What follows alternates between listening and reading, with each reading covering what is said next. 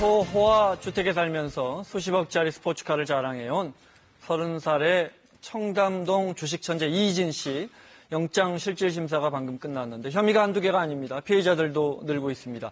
그는 주식 투자의 귀재일까요? 아니면 사기꾼일까요? 안병환 변호사와 하나씩 살펴보겠습니다. 어서 오십시오. 네, 안녕하십니까?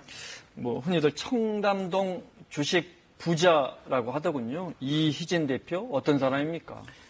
네, 알려진 바로는 이제 그 나이트클럽 웨이터부터 시작해서 주식 투자로 상당한 돈을 모은 그야말로 자수성가한 사람의 어떤 상징적인 인물로 알려져 있죠.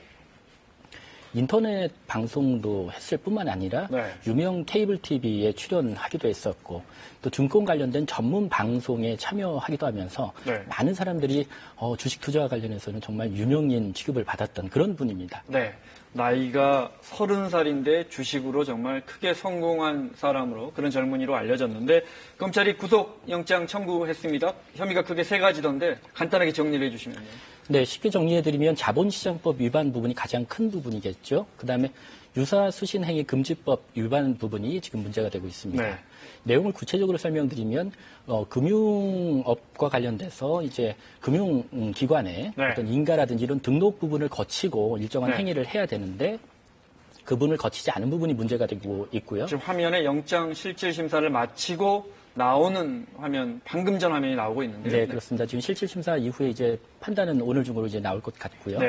그다음에 두 번째는 이제 허위사실을 통해서 장외 주식을 좀 지나치게 과다하게 부당 이득을 취하면서 매매를 했다.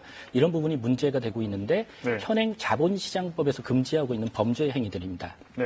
그다음에 이제 그다음에 원금을 보장한다든지 수익을 보장하는 이런 측면은 사실 굉장히 위험한 얘기 아니겠습니까? 근데 이런 부분을 통해서 막대한 그 돈을 불특정 다수인으로부터 이제 모집을 했는데 이런 부분이 이제 유사수신행위 금지법 위반으로 혐의를 받고 있는 부분이겠죠. 네, 잠시 후에 이제 혐의 하나씩 좀 자세히 더 알아보겠습니다. 현재까지 알려진 피해액이나 피해자 수는 얼마나 됩니까?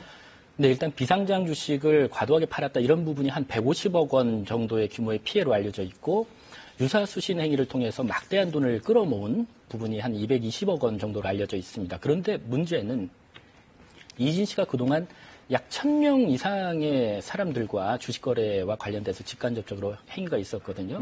그 말은 뭐냐면 지금 현재 고소고발한 사람들이 40명 정도에 불과한데 피해자가 더 늘어날 수 있고 그렇다면 피해 규모가 어마어마하게 늘어날 수 있기 때문에 이런 점을 꼬집어서 제2의 조이팔이다. 뭐 이런 부분의 얘기도 인터넷상에서 나오고 있는 것 같습니다. 자, 그러면 이희진 대표가 어떤 사람이고 어떤 식으로 투자를 유치했는지 관련 화면 보시겠습니다. 종합편성 채널에 고정 출연했던 30살의 이희진 씨입니다. 청담동 백만장자라고 자신을 자주 저희 집이 소개했는데요. 원래는 그 재계에 계신 분들, 회장님들 이런 분들이 묵던 곳이에요. 가난한 집에서 태어나 자수성가한 청년으로 알려져 있습니다. 알고 보면 자수성가한 친구잖아요. 어려운 시절이 있었다고요. 여러 프로그램을 통해 자신이 초호화 주택 화면에 보이는 여기에 살고 또 이 차들이 다 자신의 소유라는 거예요. 수십억 대의 차량들을 소유하고 과시하면서 펀드 다 예약하세요. 아싸 이희진이 케어해 드릴게요. 사 빨리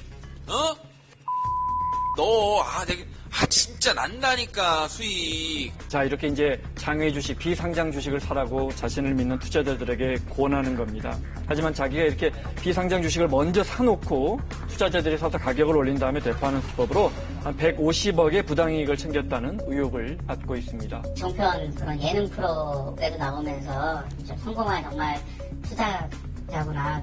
그래서 투자자들이 그런 부분을 많이 믿게 됐고.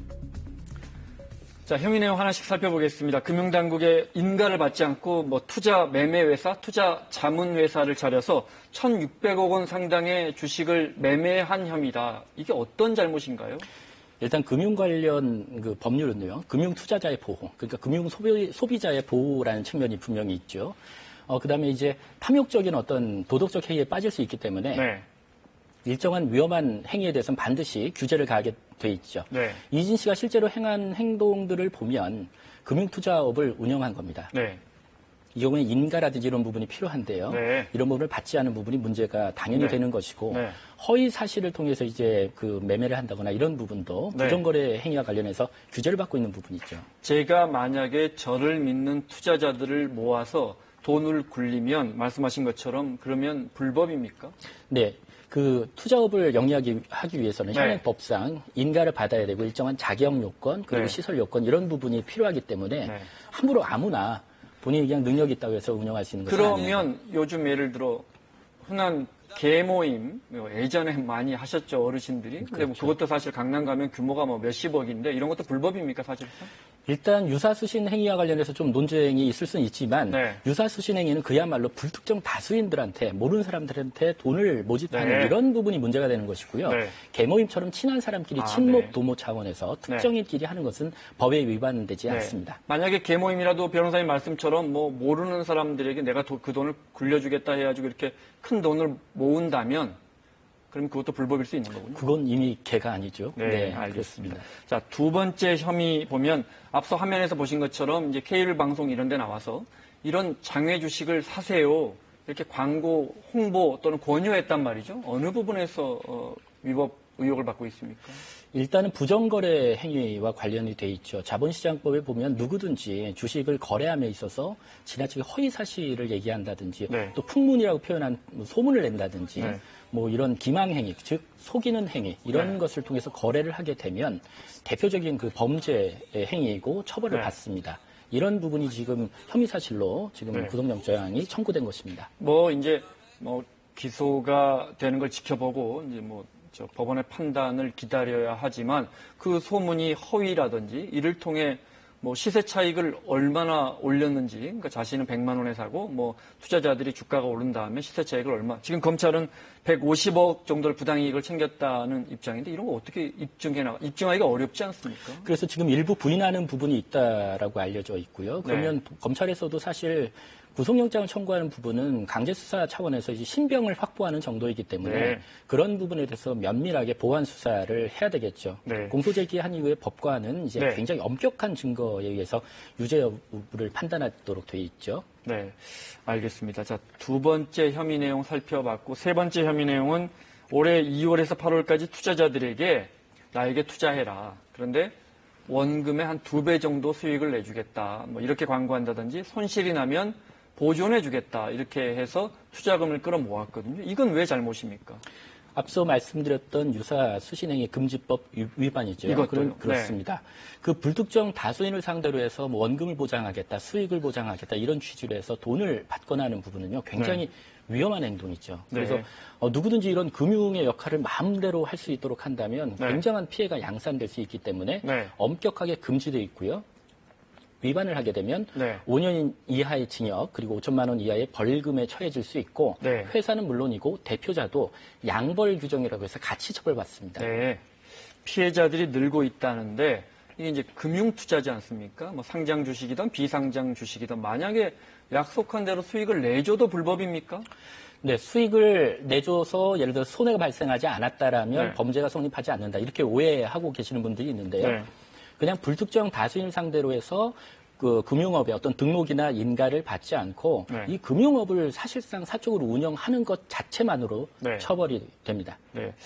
시청자분들이나 특히 이희진 대표를 믿고 투자했던 사람들 입장에서는 어찌 됐건 간에 뭐 일부 규정을 위반하더라도 이 사람이 내 돈 가져가서 불려주는데 그리고 자신이 그동안에 투자를 많이 성공했는데 그게 왜 불법이냐 이렇게 볼 수 있을 것 같은데 앞으로 검찰에서 밝혀내야 할 부분들은 어떤 부분들이 있을까요? 혐의 사실을 부인하는 부분에 대해서 명확하게 증거를 확보해야 되겠죠. 그리고 피해자들의 어떤 진술만으로 유죄가 인정되는 것은 아니거든요. 네. 면밀한 금융조사라든지 이런 부분을 통해서 좀 더 자세한 수사가 보완돼야 됩니다. 네. 피해자들 보상받을 길이 있는지 여부도 궁금하고요. 그 다음에 이런 걸 알고 증권사도 아니고 은행도 아닌데 이렇게 개인에게 맡긴 투자자들의 책임은 없나요? 일단은 피해를 배상해야 된다. 그러니까 손해배상 책임에 대해서는 자본시장법에서도 규정이 있죠. 그러나 실제로 그 배상을 해야 될 책임 있는 사람이 실제로 돈까지 가지고 있는지 이 부분은 위험한 부분이겠고요.